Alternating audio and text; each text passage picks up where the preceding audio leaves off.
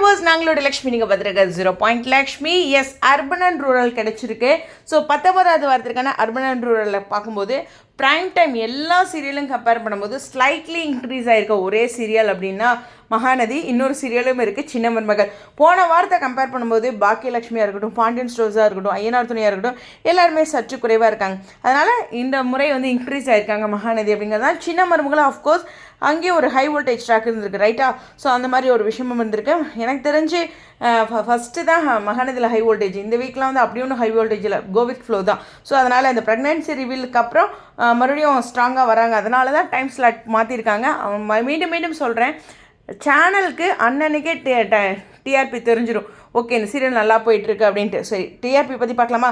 19வது வாரத்திற்கு வந்து மகாநதி இந்த வாரம் வந்து 5.31 வாங்கியிருக்காங்க. போன வாரம் வந்து 5.26 எடுத்திருக்காங்க. இது அர்பன் அண்ட் ரூரலில். அதே மாதிரியே பார்த்திங்கன்னா ஐயனார் துணை இந்த முறை 6.72 எடுத்திருக்காங்க. போன முறை 6.81, கொஞ்சம் குறைவு தான். இருந்தாலும் ஐயனார் துணையும் சூப்பர் தான்.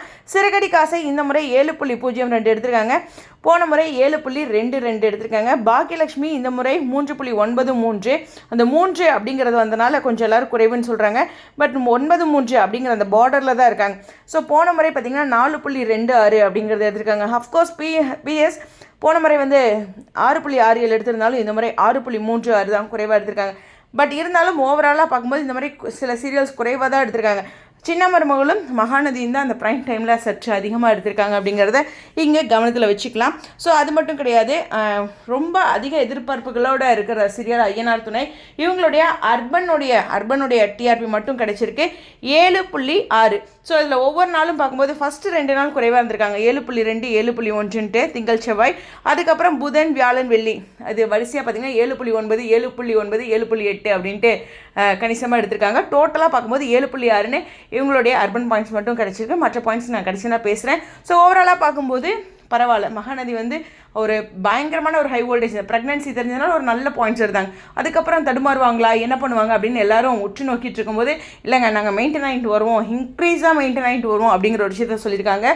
அது மட்டும் இல்லை, சின்ன மருமகளும் கொஞ்சம் இன்க்ரீஸ் ஆகிருக்காங்க. எனிவேஸ் அடுத்த வாரம் பார்ப்போம். இருந்தாலும் அர்பனுடைய டிஆர்பி பாயிண்ட்ஸும் டே வைஸும் கிடைச்ச உடனே பேசுகிறேன். ஓகேவா? ஸ்டடியோ.